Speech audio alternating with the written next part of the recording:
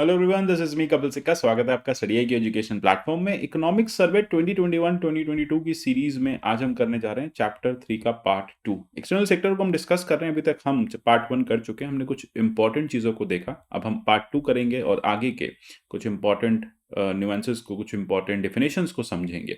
Part जैसे हमने बताया, चैप्टर 3 जो है वो एक्सटर्नल सेक्टर की बात कर रहा है, इंपोर्ट एक्सपोर्ट की बात कर रहा है, किस तरह से हमारे फॉरेक्स के एक्सचेंज रेट की बात कर रहा है, वो बात कर रहा है हमारे पास बैलेंस ऑफ पेमेंट कितना है।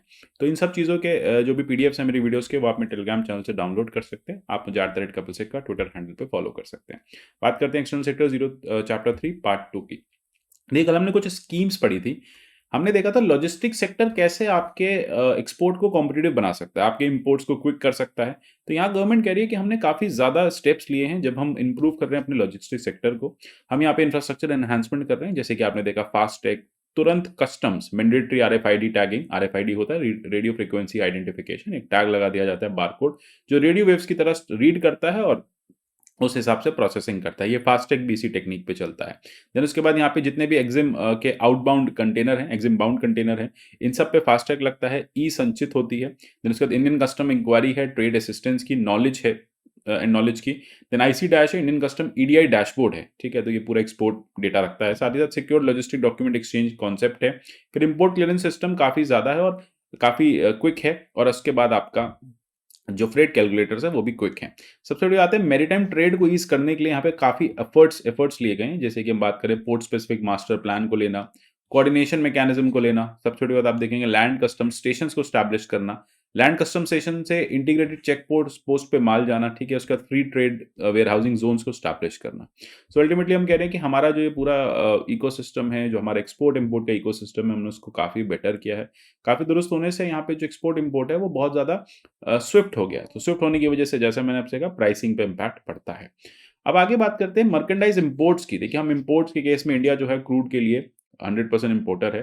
प्री कोविड लेवल को अब हम सरपास कर चुके हैं। मतलब हमारा जो ऑयल इंपोर्ट है, क्रूड इंपोर्ट है, वो काफ़ी ज़्यादा है। वहीं हमने कल भी देखा था, जो आपके फ्यूल इंपोर्ट्स हैं वो इनफैक्ट हायर हैं। जितने भी आपके प्रोसेस्ड ऑयल लुब्रिकेंट्स हैं, वो उसका इंपोर्ट, उसका जो इंपोर्ट है, मतलब आपका इंपोर्ट भी हाई है और उस अल्टीमेटली हम उसका एक्सपोर्ट भी हाई कर रहे हैं।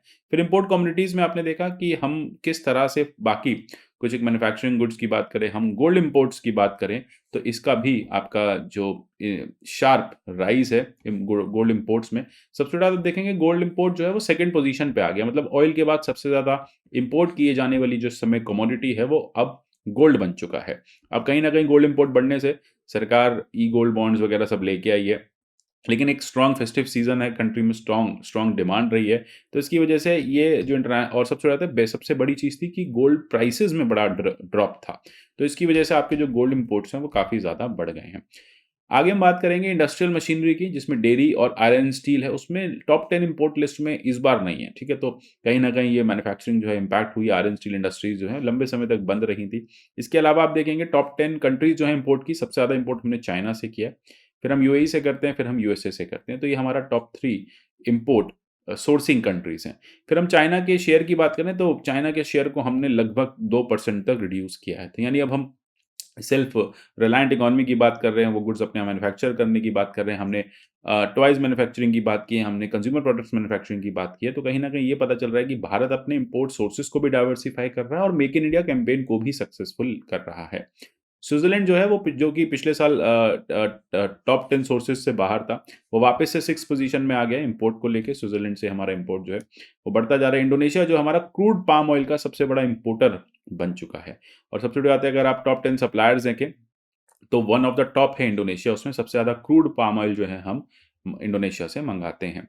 अगर हम बात करें ग्लोबल रिकवरी की, ग्लोबल डिमांड की, तो रिवाइवल हुआ है डोमेस्टिक एक्टिविटीज़ में, लेकिन मर्केंडाइज एक्सपोर्ट्स भी अकॉर्डिंगली हमारा रिबाउंड हुआ है। हमने देखा कि भारत जो है उसने मोस्ट फेवरेबल ट्रेड बैलेंस जो है यूएसए के साथ मेंटेन कर लिया है। बांग्लादेश और नेपाल के साथ भी हमारा ट्रेड बैलेंस जो है वो काफ़ी हाई है। आगे बात करेंगे ट्रेड इन सर्विसेज की। सर्विस एक्सपोर्ट आप देख रहे हैं, पेंडेमिक के समय में ग्लोबल रिस्ट्रिक्शंस होने के बाद भी जो इंडिया का सर्विस एक्सपोर्ट है उसकी रिकॉर्ड ग्रोथ रही है। लगभग 20% के आसपास आप कह सकते हैं हमने सर्विस एक्सपोर्ट किया। सर्विस एक्सपोर्ट में सॉफ्टवेयर सॉफ्टवेयर्स आ जाते हैं, बीपीओ सर्विसेज आ जाती हैं, ठीक है, आईटी सर्विसेज आ जाती हैं, अकाउंटिंग सर्विस आती हैं, ये सारी चीज़ें आपकी कंप्राइज होती हैं। अच्छा, इसमें सबसे इंपॉर्टेंट है, आप देखेंगे कंप्यूटर सबसे ऊपर रहा, बिजनेस और ट्रांसपोर्टेशन सर्विस में भी एक्सपोर्ट काफ़ी ज़्यादा रहा। तो ये लगभग 80% अगर हम सर्विस एक्सपोर्ट की बात करें, तो सर्विस एक्सपोर्ट का 80% जो पार्ट है वो कंप्यूटर एक्सपोर्ट, बिजनेस एक्सपोर्ट और ट्रांसपोर्टेशन सर्विस के एक्सपोर्ट में जाता है। कंप्यूटर सर्विस जैसे कि आपने कहा लार्जेस्ट एक्सपोर्टेड कमोडिटी रही है, साथ ही साथ बिजनेस सर्विसेज में सेकंड लार्जेस्ट रहा है। बिजनेस सर्विसेज में क्या क्या आया है, प्रोफेशनल मैनेजमेंट और कंसल्टेंसी सर्विसेज। ट्रांसपोर्टेशन के केस में आपने देखा शिपिंग कंटेनर की शॉर्टेज थी, है ना, तो क्रॉस बॉर्डर ट्रेड एक्टिविटी तो बड़ी है, लेकिन कहीं ना कहीं इंपैक्ट जरूर इससे पड़ा कॉस्ट पे, लेकिन ओवरऑल जो एक्सपोर्ट्स हैं वो बढ़े रहे। अच्छा, सबसे बड़ी बात है कि जो ग्रोथ है वो स्ट्रांग रही है सर्विस एक्सपोर्ट में, और की रिफॉर्म्स भारत भारत सरकार ने यहाँ पे किया था, जैसे अदर सर्विस प्रोवाइडर्स का लिबरलाइजेशन किया, यहाँ पे टेलीकॉम सेक्टर में रिफॉर्म पैकेजेस लेके आई, लिक्विडिटी इन्फ्यूज करी, इन्वेस्टमेंट को एनकरेज किया और रेगुलेटरी बर्डन को ईज किया। तो इसकी वजह से हमारा सर्विस एक्सपोर्ट्स बढ़ा। भारत सर्विस इंपोर्ट भी करता है। अब सर्विस इंपोर्ट की बात करें तो सबसे ज़्यादा आप देखेंगे पेमेंट, बिजनेस पेमेंट्स आई हैं, ट्रांसपोर्ट, ट्रैवल, कंप्यूटर सर्विसेज के लिए भी हमने कुछ सर्विसेज यहाँ पे ली हैं। फॉरेन डायरेक्ट इन्वेस्टमेंट आप देख रहे हैं किस तरह से भारत का Q3 में, जो कि Q2 में 2021 में बढ़ा, और अभी भी लगभग ये है कि 2 ही क्वार्टर हुए हैं, हमारी जो ग्रोथ है एफडीआई की वो बढ़ती जा रही है। हम बात करेंगे प्राइवेट ट्रांसफर्स की, जैसे माइग्रेशन एंड डेवलपमेंट ब्रीफ आता है, कौन देता है, वर्ल्ड बैंक देता है, नवंबर 2021 में दिया। उन्होंने कहा कि भारत जो है लार्जेस्ट रेमिटेंस रिसिपेंट कंट्री है 2021 में। यूएस डॉलर्स के केस में ये 2008 से सबसे ज़्यादा प्राइवेट ट्रांसफर्स भारत को मिल रहे हैं, मतलब बाहर जो रहने वाले भारतीय हैं वो सबसे ज़्यादा पैसा भारत में भेजते हैं। जो हमारी इतनी बड़ी वास्ट पॉपुलेशन डायस्पोरा अब्रॉड है वो सारा पैसा भारत भेजती है। इनविजिबल्स की बात करें हम यहाँ पे, हायर नेट सर्विस रिसीट्स जो हैं या प्राइवेट ट्रांसफर जो हैं वो भी काफ़ी ज़्यादा रहे हैं, ठीक है, तो ये चीज़ें इंपॉर्टेंट है। अच्छा, कैपिटल अकाउंट की बात करें, कैपिटल अकाउंट में क्या क्या आता है, foreign investment, foreign direct investment, portfolio investment, ये लार्जेस्ट कॉम्पोनेंट रहा है कैपिटल अकाउंट का। तो काफ़ी ज़्यादा इन्वेस्टमेंट आपकी, चाहे वो स्टॉक मार्केट्स में हो या वो फिजिकल एसेट्स में हो, वो फैक्ट्री लगाने में हो, ट्रेड एंड सर्विसेज में हो, वो सब भारत में आई है। अच्छा, सेक्टर वाइज एफडीआई सबसे ज़्यादा कहाँ है, कंप्यूटर सॉफ्टवेयर में। आपने देखा गूगल, अमेजोन जैसे जायंट्स भारत आए हैं, तो वो काफ़ी पैसा भारत में लेके आए हैं, और हार्डवेयर ने भी अब भारत में एक हाई एफडीआई फ्लो देखा है। हार्डवेयर इंडस्ट्री भारत के लिए अपकमिंग इंडस्ट्री है, जैसे अब भारत के लिए सेमीकंडक्टर इंडस्ट्री के लिए अच्छी एडवांटेज है, सनशाइन सेक्टर की तरह हम इसको मान के चल रहे हैं। तो इस तरह से एफडीआई इक्विटी इनफ्लोज जो है वो बढ़ेंगे ही बढ़ेंगे। सिंगापुर जो है और सबसे बड़ी इन्वेस्टमेंट कंट्री रही है, सबसे ज्यादा एफडीआई जो है वो सिंगापुर रूट से आई है।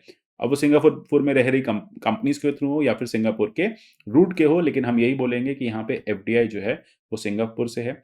इक्विटी इनफ्लो की हम बात करें तो यूएस से जो है वो सेकंड पोजीशन पे आता है, यूएस कंपनीज जो है वो सेकंड है एफडीआई इन्वेस्टमेंट में।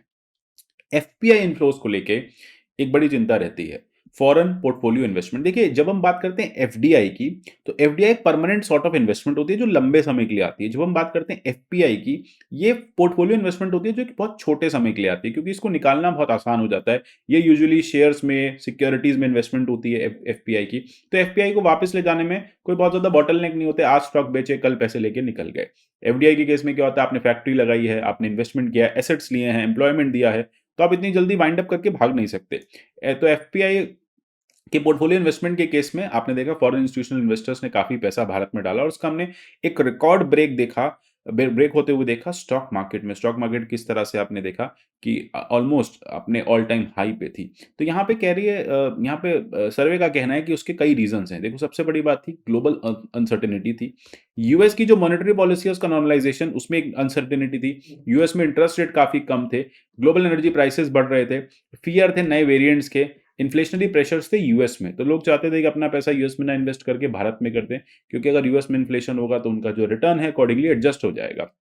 वो चाहते हैं ज्यादा से ज्यादा, देखो एफपीआईस क्या चाहते हैं, ज्यादा से ज्यादा रिटर्न मिले उनको, चाहे वो किसी कंट्री से मिले। हाँ, दूसरी बात है कि वो पैसा उनका सेफ भी रहे। तो भारत एक सेफ डेस्टिनेशन है उनके लिए, जिसमें वो इन्वेस्ट कर सकते हैं और अपना रिटर्न लेके वापस जा सकते हैं। तो भारत हर तरह से उनके लिए बहुत फॉर्मिडेबल है। अपकमिंग हमारी सिक्योरिटीज मार्केट है, से भी अच्छे से रेगुलेट कर रही है, यहाँ पे पॉलिसी नॉर्मलाइजेशन हो रहा है, पॉलिसीज बहुत ही ज्यादा इन्वेस्टर फ्रेंडली है, और पैसा यहाँ पे सेफ भी है, और इन्वेस्टमेंट की अपॉर्चुनिटीज भी बढ़ती जा रही है। इस तरह से आप देखेंगे एफपीआई का जो इन्वेस्टमेंट है वो वॉलेटाइल जरूर रहा। देखो, वॉलेटिलिटी बनी रहती है, जब भी ग्लोबल क्राइसिस होती है तो वॉलेटिलिटी रहती है, लेकिन आज भी भारत एक प्रेफर्ड डेस्टिनेशन की तरह देखा जाता है एफपीआई इन्वेस्टमेंट के लिए। आप देख रहे हैं किस तरह से ये चार्ट बता रहा है कि हमने काफी बेटर परफॉर्म किया। हाँ, जब ये सर्वे लिखा जा रहा था, जो लास्ट क्वार्टर था अभी, उसमें थोड़ा सा वॉलेटिलिटी ज्यादा थी, कह सकते हैं कि यूएस में चीज़ें नॉर्मल होने लगी, वहाँ की मॉनेटरी पॉलिसी में चेंजेस हुए, तो लोगों को लगा कि अब पैसा निकाल के वापस चलना चाहिए, तो इस तरह से आपको एक फॉल दिखा।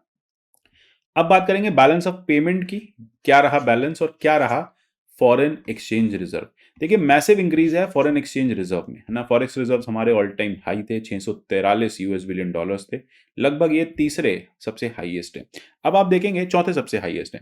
इनफैक्ट आप देखेंगे इंपोर्ट कवर जो है अब हमारे पास लगभग 13 महीने का पैसा है। अगर आज से भी हम डॉलर अर्निंग बंद कर दें जनवरी 2022 से, तब भी हम 13 महीने तक इतना पैसा है कि अपने डॉलर्स के अपने इंपोर्ट के बिल्स हम डॉलर्स में दे सकते हैं।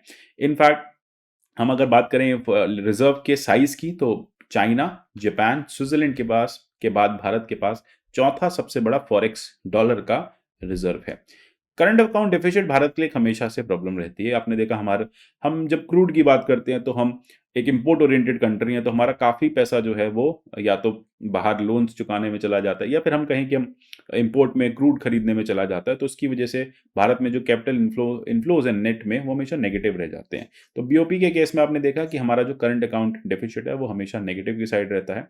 कुछ समय के लिए ज़रूर ये पॉजिटिव हुआ था, जब क्वार्टर 1 क्वार्टर 2 जो था कोविड की पहली वेव का, तो वहाँ पे चीज़ें ठीक थी। और इनफैक्ट 17 साल के बाद हम कह रहे थे, 2003 के बाद हमने इसको पॉजिटिव देखा। अब ये वापस से नेगेटिव में चला गया है, क्योंकि हमारे इंपोर्ट्स बहुत ज़्यादा हाई हैं। बट हाँ, जब हम बात करते हैं कंट्री वाइज, तो हम यूएस के कंपैरिजन हम पॉजिटिव में हैं, ऐसे हम बांग्लादेश के कंपैरिजन पॉजिटिव में। तो कंट्री वाइज कई जगह ऐसा है हम पॉजिटिव में रहते हैं, लेकिन हाँ, अगर हम ओवरऑल बात करते हैं तो हमारा बैलेंस ऑफ पेमेंट जो है वो नेगेटिव साइड रहता है, करंट अकाउंट में डेफिसिट रहता है।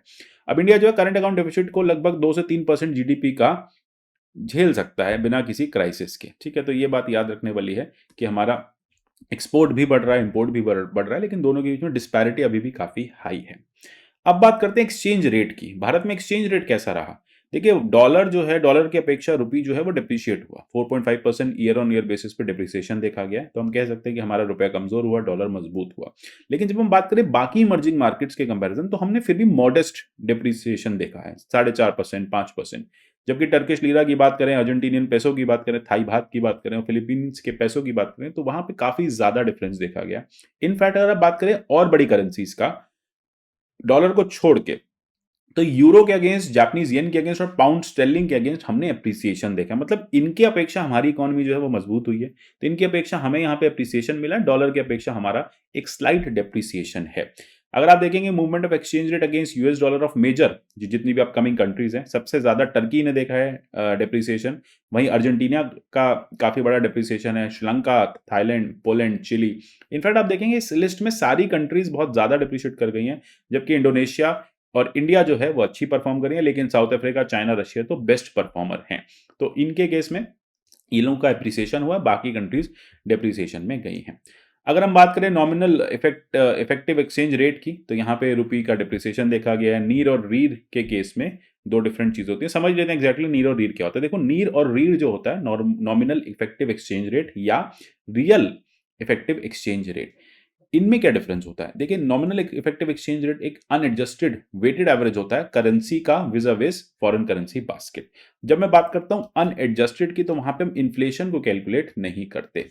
यूजुअली आप देखेंगे कि डॉलर अगर भारत में 75 रुपए का है, ठीक है, तो आप कहेंगे कि नॉमिनल इफेक्टिव एक्सचेंज रेट जो है वो 75 का है। लेकिन जब आप उसको इन्फ्लेशन से एडजस्ट कर देंगे तो वो आपकी रीर वैल्यू दे देगा, तो शायद वो 82-83 रुपए वाली फीलिंग देगा। मतलब 75 रुपए उसकी वैल्यू है, 75 रुपए उसका प्राइस है, लेकिन उसकी जो वैल्यू हो गई वो 82-83 रुपए के आसपास है, क्योंकि इन्फ्लेशन भारत में काफी है। तो अब आप ये कह सकते हैं कि जब आप नीर में से इन्फ्लेशन हटा देते हैं, तो फिर आपको एक नीर में जब आप इन्फ्लेशन जोड़ देते हैं तो आपको रीर की वैल्यू मिलती है, ठीक है। अगर इन्फ्लेशन पॉजिटिव है तो रीर बढ़ा हुआ मिलेगा, अकॉर्डिंगली होता है। तो नीर क्या है, नीर एक इंडिकेटर है कंट्री की इंटरनेशनल कॉम्पिटिटिवनेस का, कि फॉरेन एक्सचेंज मार्केट में वो कहां स्टैंड करती है। बहुत सारे ट्रेडर जो है वो नीर को रेफर करते हैं, अकॉर्डिंगली एक्सचेंज रेट डिटरमाइन करते हैं। जब नीर को एडजस्ट कर देते हैं इन्फ्लेशन रेट पे, ठीक है, जो भी देश में इन्फ्लेशन चल रही होती है, तो आपको क्या मिलता है, आपको मिलता है रीर। याद रखिएगा, तो नीर में से इन्फ्लेशन एडजस्ट करना है, नेगेटिव है तो माइनस होगा, पॉजिटिव है तो प्लस होगा, ये चीजें याद रखनी है। तो नीर एक आपका नॉमिनल इफेक्टिव एक्सचेंज रेट हो गया, रीर आपका रियल इफेक्टिव एक्सचेंज रेट हो गया। ये बेसिकली एक्सचेंज रेट की डिटर्मिनेशन करते हैं कि वाकई में, कि एक्चुअली में कितना एप्रिसिएशन आया रुपी वर्सेस डॉलर में, और नॉमिनल रेट में कितना आया जिसमें हमने इन्फ्लेशन को कैलकुलेट नहीं किया।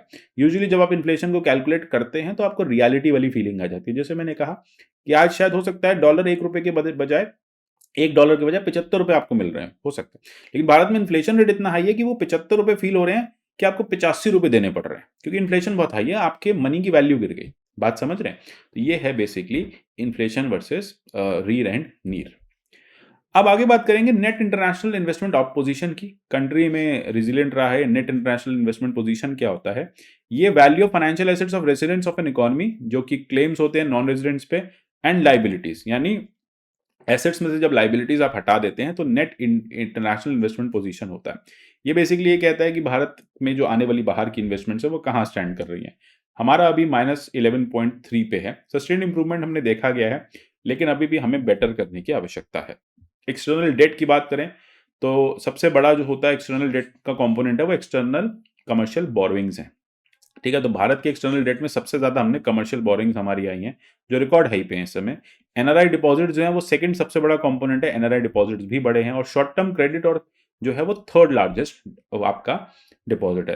तो अब आपसे पूछा जा सकता है कि एक्सटर्नल डेट के क्या क्या पार्ट्स हैं, तो उसमें commercial borings ECB external commercial borings एक बहुत बड़ा पार्ट है, फिर उसके बाद आपके एनआरआई डिपॉजिट्स पार्ट है, और फिर अल्टीमेटली आपके शॉर्ट टर्म क्रेडिट जो है वो भी इसका एक बड़ा पार्ट है। ठीक है, अब एक्सटर्नल क्रेडिट जो है हमारा वो आपने देखा प्री कोविड क्राइसिस लेवल पे आ गया है। कमर्शियल बोरिंग्स भी एक तरह से कहीं ना कहीं आगे बढ़ती जा रही है, तो ये भारत के लिए चिंता का भी विषय है कि हमारे जो एक्सटर्नल डेट है वो बढ़ रहा है, और एक्सटर्नल डेट में हमने देखा कि हमारा डॉलर डिनोमिनेटेड डेट बहुत ज्यादा है। ठीक है, तो 51% इसमें हाइक देखा गया है। अब आगे आप देखेंगे 51% इसका शेयर है।